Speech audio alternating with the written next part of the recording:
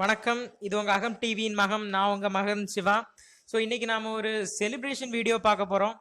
Celebration வீடியோனா நமக்கு எல்லாருக்கும் mostly ரொம்ப பிடிச்ச படமா இருக்கக்கூடிய பாகுபலி சீரீஸ், அதாவது Baahubali 1 and Baahubali 2. So India's மூவிஸ்லேயே ரொம்ப எப்பிக்கான மூவிஸ்ன்னு இதை சொல்லலாம். ஸோ பல ரெக்கார்ட்ஸை பிரேக் பண்ணி எல்லா லாங்குவேஜ்லையும் ஹிட்டான பாகுபலி பார்ட் 2 படம் ரிலீஸ் ஆகி 1 இயர் ஆகுது. ஸோ இந்த செலிப்ரேஷன் தான் இன்னைக்கு நம்ம பார்க்க போகிறோம். ஸோ பாகுபலி 1, பாகுபலி 2 இந்த ரெண்டு படத்தை பற்றின சில யாருக்கும் தெரிஞ்சிடாத சுவாரஸ்யமான விஷயங்கள், அது மட்டும் இல்லாமல் இது ரிலேட்டடான ஃபனி கிளிப்ஸ் எல்லாம் பார்க்க போகிறோம். இது ஒரு ட்ரோல் வீடியோ இல்லை, ஜஸ்ட் செலிப்ரேஷன்ஸ்.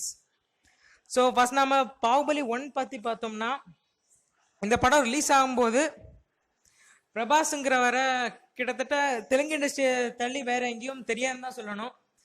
ஸோ தெலுங்கு இண்டஸ்ட்ரியில் பாகுபலிக்கு இருந்த அளவுக்கு வரவேற்பு தமிழ் இண்டஸ்ட்ரியிலையோ மற்ற இண்டஸ்ட்ரியில கிடைக்குமான்னு யாருக்குமே தெரியாது.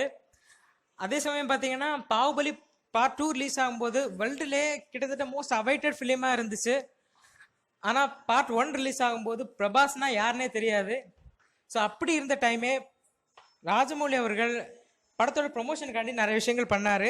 அதில் ஒரு கின்னஸ் ரெக்கார்ட் இருக்குது. அதாவது பிகெஸ்ட் மூவி போஸ்டர், பாகுபலி 1 படத்துக்கான போஸ்டரை மிக பிரம்மாண்டமாக பண்ணி அதில் ஒரு கின்னஸ் ரெக்கார்ட் பண்ண வச்சிருந்தாரு.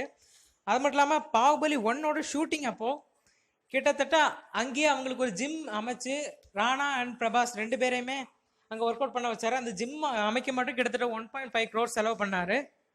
அது மட்டும் இல்லாமல் ரொம்ப ஹெவியான ஒர்க் அவுட் சொல்லப்போனால் கிட்டத்தட்ட ஒரு நாளைக்கு 2000 to 4000 கலோரிஸ் வரைக்கும் ரெண்டு பேரும் சாப்பிட்டாங்க. நிறைய ஒயிட் எக்ஸ், இந்த மாதிரி பல விஷயங்கள் அவங்க ஹார்ட் ஒர்க்கு பின்னால் தான் பாகுபலி 1 ரிலீஸ் ஆச்சு.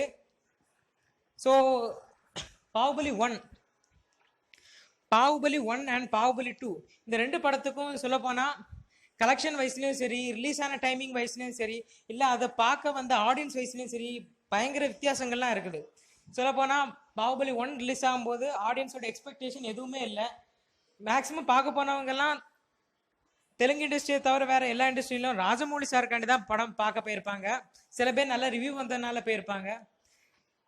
ஆனால் பாகுபலி பார்ட் 2 வந்தவங்க எல்லாருமே ஒரே ஒரு கேள்விக்காண்டி தான் போனாங்க. That's why Kattappa kill Baahubali, Kattappa ஏன் பாகுபலியை கொன்னாரு அப்படிங்கிற ஒரே கேள்விக்காண்டி தான் போனாங்க. ஸோ இந்த ரெண்டு படமும் பார்க்க போகும்போது ரெண்டு விதமான ஆடியன்ஸ் இருந்தாங்க. ஏன்னா ஃபர்ஸ்ட் பார்த்த ஆடியன்ஸ் யார் ஒரு புது படம் பார்க்க போற எக்ஸ்பீரியன்ஸ்ல போனாங்க. ஆனால் ரெண்டாவது பாகுபலி பார்ட் 2 பார்க்க வந்த ஆடியன்ஸ் ரொம்பவும் விசித்திரமான ஒரு சூழ்நிலையில தான் வந்தாங்கன்னு சொல்லணும். ஸோ அவங்களுக்குள்ள ஒரு கியூரியாசிட்டி தான் இருந்துச்சு. ஏன்னா பாகுபலி 1 பார்க்கும்போதே பாகுபலி பார்ட் 2ஓட கிளைமேக்ஸ் இதுதானே எல்லாருக்குமே தெரியும். ஸோ கிளைமேக்ஸ் தெரிஞ்ச ஒரு படத்துக்கு ஜஸ்ட் ஒரே ஒரு கேள்வி, கட்டப்பா ஏன் பாகுபலியை கொன்னாரு அப்படிங்கிற ஒரே ஒரு கேள்வியை தெரிஞ்சுக்கிறதுக்காண்டி கூட்டமாக வந்தாங்கன்னு சொல்லணும். அது மட்டும் இல்லாமல் முக்கியமாக ராஜமௌலி சாரோட டைரக்ஷன், படம் முழுக்க அப்படி போச்சு.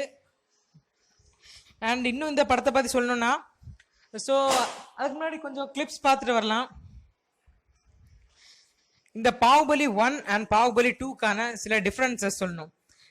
ஏன்னா இந்த படத்துல ரொம்ப குரூஷியலாக பார்க்கக்கூடிய விஷயம் என்னன்னா, ஒவ்வொரு கேரக்டர்ஸ், சிவகாமி தேவியா இருக்கட்டும், கட்டப்பாவா இருக்கட்டும், ராணாவா இருக்கட்டும், தேவசேனையா இருக்கட்டும், எல்லாரும் அவங்களோட ரோல்ல வந்து ரொம்ப கச்சிதமாக அந்த ஒவ்வொரு கேரக்டரையும் ரெடி பண்ணியிருப்பாரு. ஸோ இதில் அந்த மாதிரி கேரக்டர்ஸை பற்றி தான் பார்க்க போகிறோம்.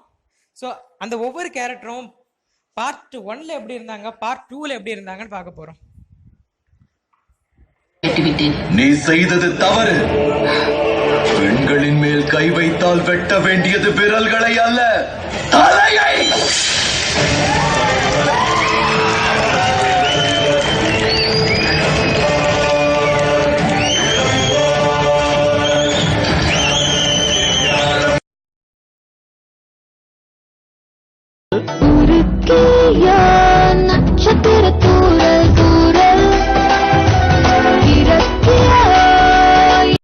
தொப்புள் கொடி அறுத்த குழந்தையை தாய்க்கு முன் பாட்டனாரின் கையில் கொடுப்பார்கள். 1000 பிறைகள் காண வேண்டும் என்று நானும் இவரும் தந்தையை இழந்தவர்கள். எங்கள் குழந்தையை நீங்கள் எண்ணுவீர்களா கட்டப்பா? புள்ளிகளை பொறுக்கிக் கொண்டிருப்பது ஏன்?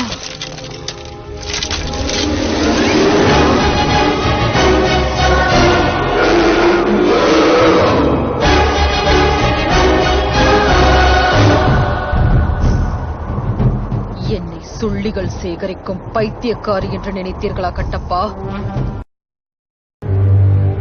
கட்டப்பா!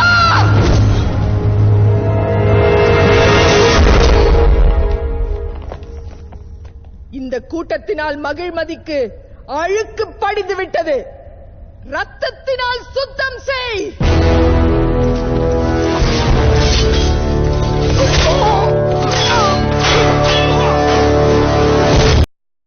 முடியுமா?